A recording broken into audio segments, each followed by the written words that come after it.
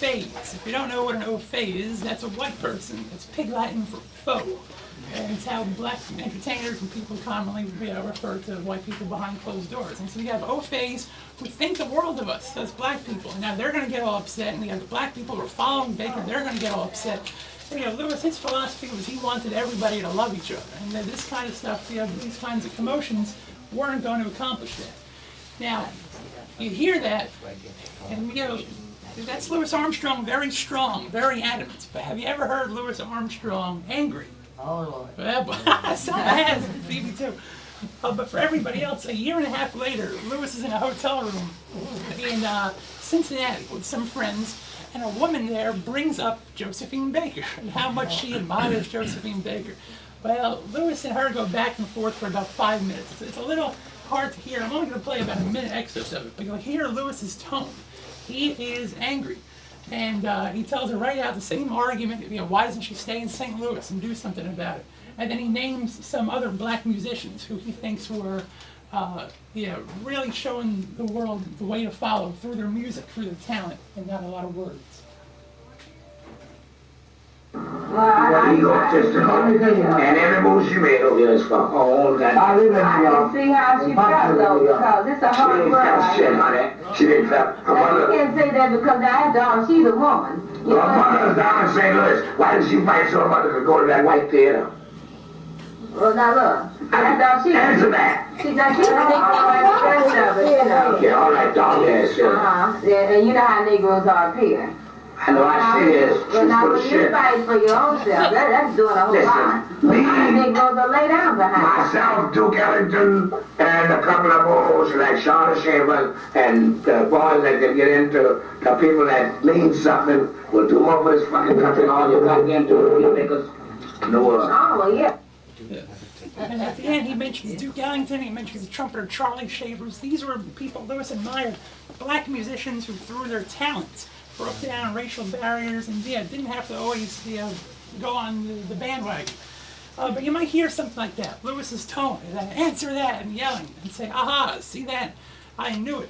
Louis was so happy on stage, but he was really mean and yelling off stage. Well, again, it's not the truth. As that Lucille quote I played earlier demonstrated, when Louis was angry about something, social injustice, his people, then the curse words would fly and the volume would go up and he'd show it.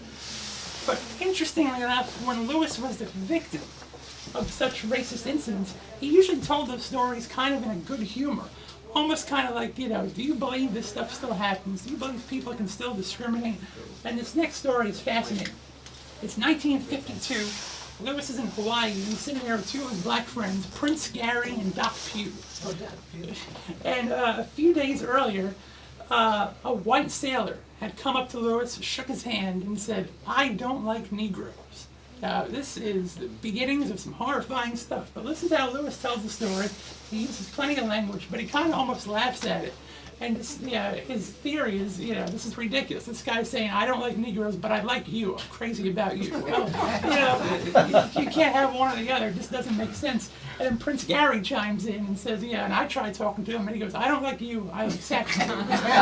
So here's Louis telling the story in disbelief, and then he gives some of his wisdom at the end, some things he's just learned through his 50 years on the road by this point.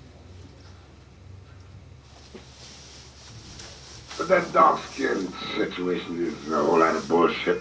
And I'll tell you an incident that happened right at the Brown Derby since I've been here in Honolulu. And I admired it, and you was there when it happened. You remember that? You remember that white boy? He's a sailor or something, on one of these battleships in Pearl Harbor, and he caught my show. And come to find out, he has damn near every record I made from childhood, even his parents. But still in all, he expressed himself. He come up and he shook my hand after the whole show was over, didn't he? And he said, I don't like Negroes. Right to my fucking face, that motherfucker told me. And so I said, well, I admire your goddamn sincerity. I don't like Negroes, but you want something. I'm crazy about this. And then I got every fucking record and say, my people, my parents taught me to hate Negroes. He said, and when you go through this little town in Texas, what's that little old dog-ass town? Lubbock, Texas, you look up my brother, because he's crazy about your ass. But still, he don't like Negro. And I can see you swelling up like, oh, God, I said, look out, Gary, let that man talk. Shit, he's expressing his heart. You see, the guy was so straight and plain, and, you know, sometimes the truth hurts. But you didn't dig when he took me off aside and talked to me.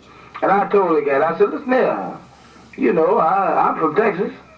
Formerly, he said, I don't care where you're from. I want you to understand this. I was taught to hate Negroes. But you see, I like stepping over there. I said, well, look here, you talking to me.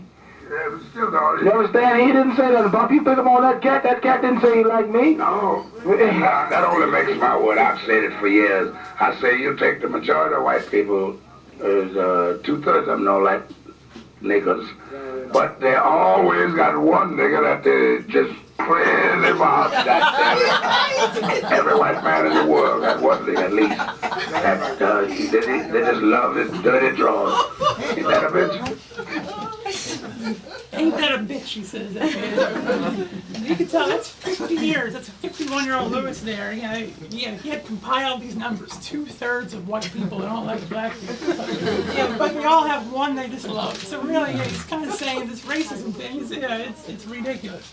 But again, this isn't an Armstrong 101 lecture, but if you know the story, Lewis was born in the worst poverty imaginable in New Orleans. And if you ever read his autobiography, Satchmo, My Life in New Orleans, which is right out in the gift shop, within the first 5 pages, he's talking about his first encounters with Jim Crow on streetcars and everything. But again, if anybody else writes that book, it's horrifying. The stuff he went through is horrifying. But Lewis always told it, with this kind of attitude, almost like a good-humored attitude. He got through everything. He had common sense, and he had a good work ethic. And the people who were like that, it's unfortunate for them. But he wasn't going to go down that way. So occasionally, he would tell these stories that could be absolutely, again, horrifying. But he almost makes jokes out of them. So this next clip was recorded right here in the house, Christmas morning, 1957.